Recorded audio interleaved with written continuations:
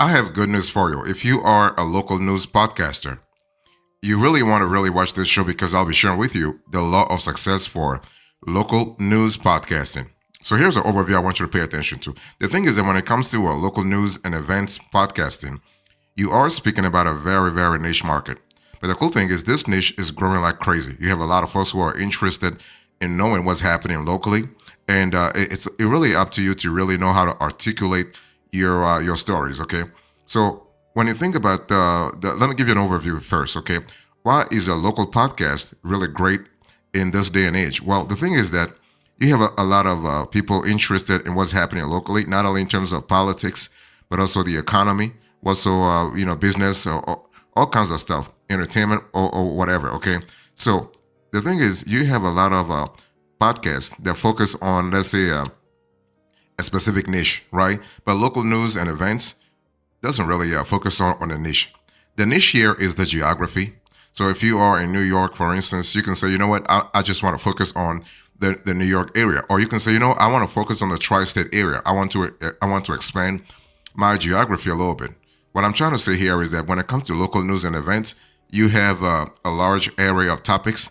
The thing is that you have to be good at storytelling. You have to pick the topics that you want to talk about very strategically. And you got to really ask yourself, what kinds of news and what kind of information will actually benefit my audience. Okay, if you put yourself in your audience's shoes and trying to really think from their point of view, you will figure out what's important to them. Okay, and the cool thing is that when it comes to local news and events, you don't have to build a community from scratch. The community is already there. Okay, the demographics is already there. You don't have to build you do not have to start from zero. No, and the cool thing is that basically a lot of podcasters overlook this niche because they think, well, it's boring. It's not boring.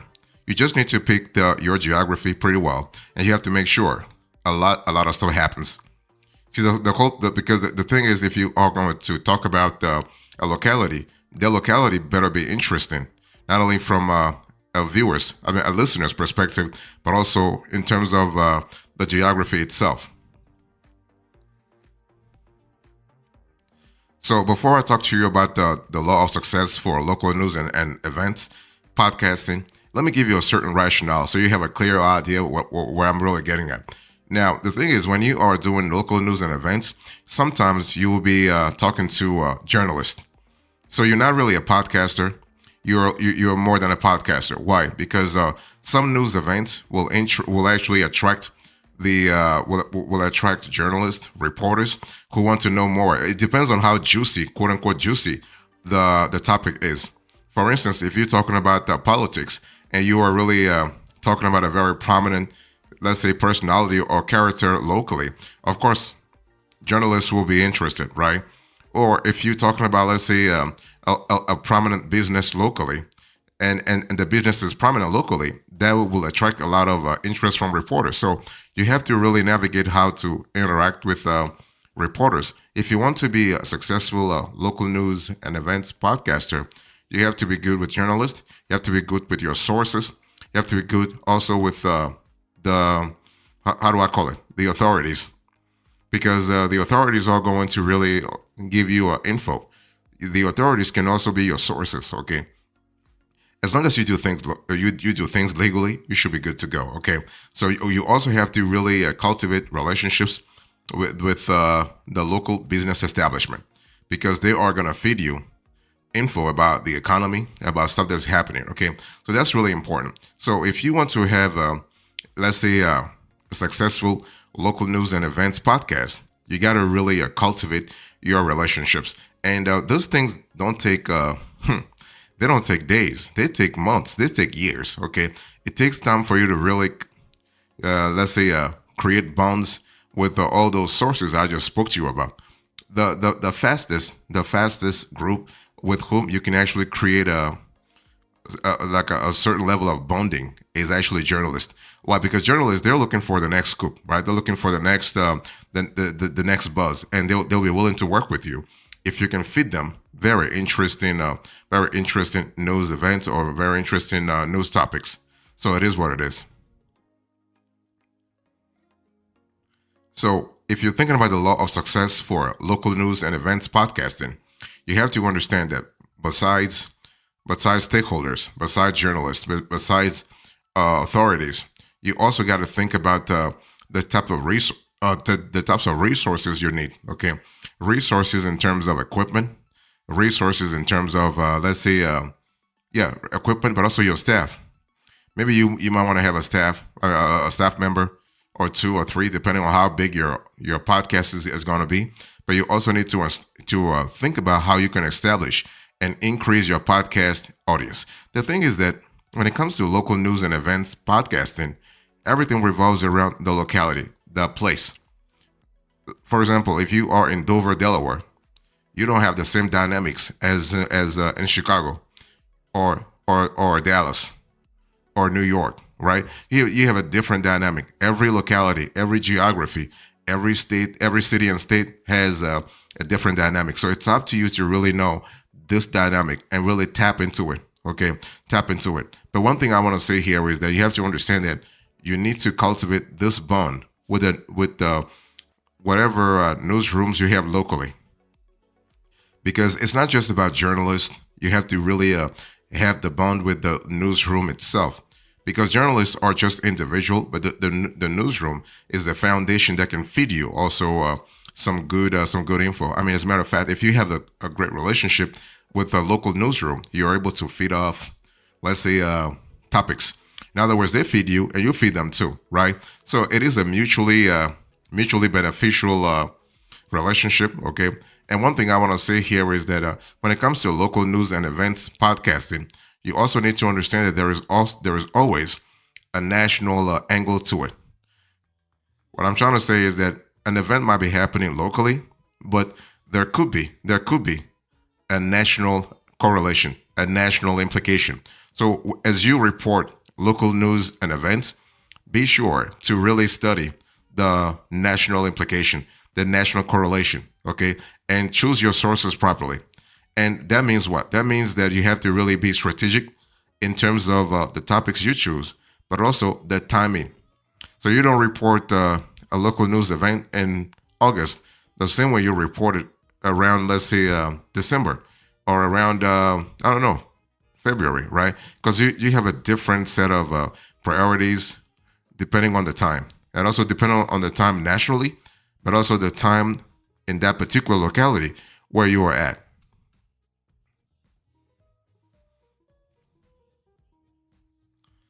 So if you're thinking about the law of success for local news podcasting, you have to understand that everything goes back to what I said, your storytelling.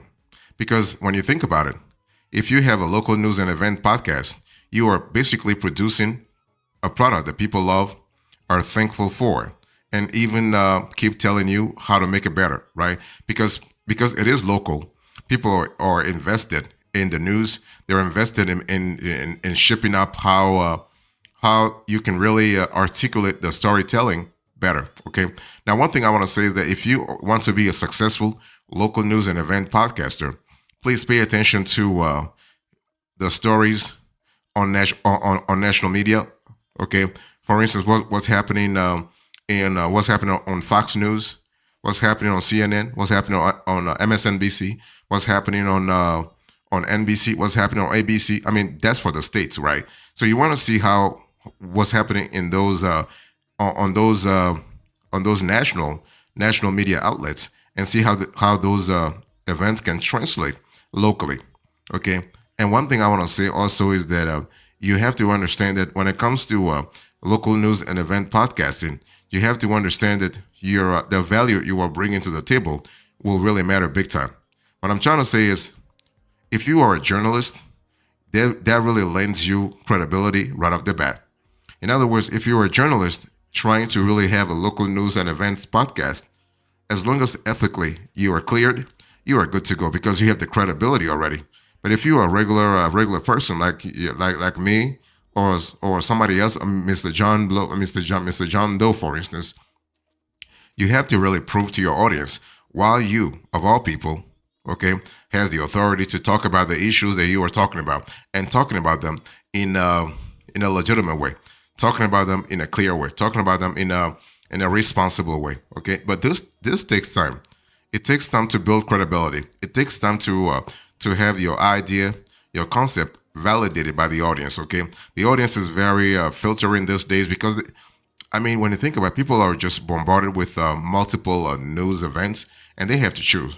So if you want to be a successful local news and event podcaster, make sure that you go back to your credentials. Okay. If you have expertise in a specific field, you want to say that. Yeah, you want to say that. And you want to say why.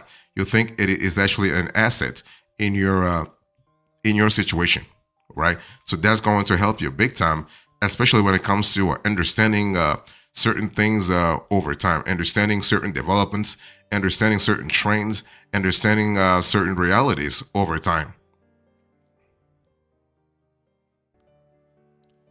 So, if you're thinking about the law of success for local news and events podcasting, here are the proven hacks I want you to really pay attention to. The first thing I want you to do here is to connect. You got to really connect, okay? You got to connect with your audience.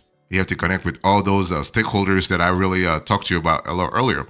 So, in terms of stakeholders, you are speaking about the public, so your audience, your listening audience, but also think about journalists, newsrooms, think about local authorities, think about the business community, think about the entertainment establishment locally, think about your sources, and so on and so forth.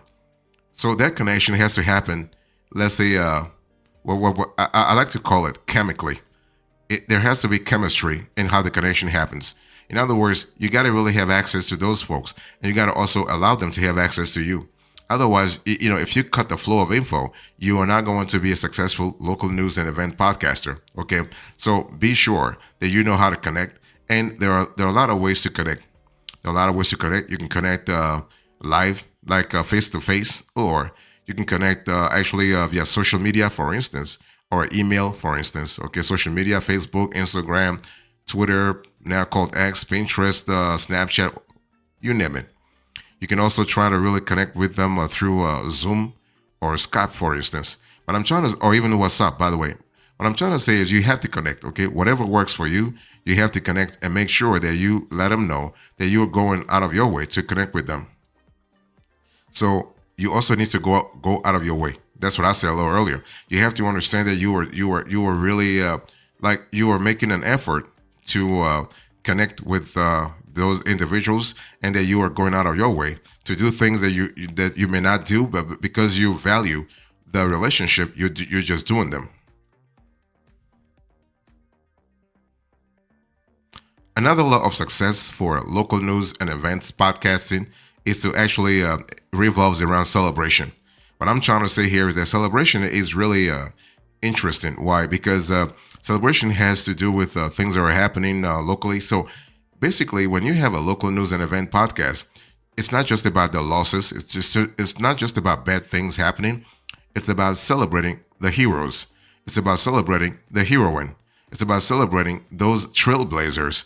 It's all about celebrating the good stuff happening. Okay, your podcast, your local news and event podcast, shouldn't be just an amalgamation of bad things happening locally. No, you do not want to be that kind of podcast. Otherwise, people will just leave.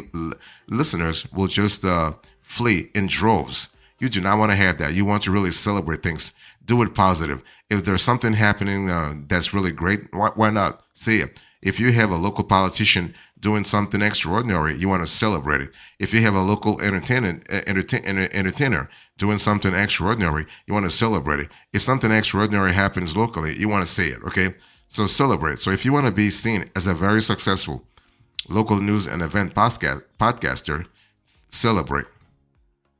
You also need to think about collaboration. So collaboration will help you big time in terms of, let's say, extending your network. Okay, so if you want to be a successful local news and events podcaster, think about collaboration. Now, collaboration can be from multiple angles. You can collaborate with other podcasters in your niche. You can collaborate with other podcasters in other niches. You can collaborate actually with journalists. You can collaborate with local let's say local authorities. Okay, so collaboration, just be open to all kinds of collaboration. The good thing about local news and events podcasting is that you don't have a specific niche.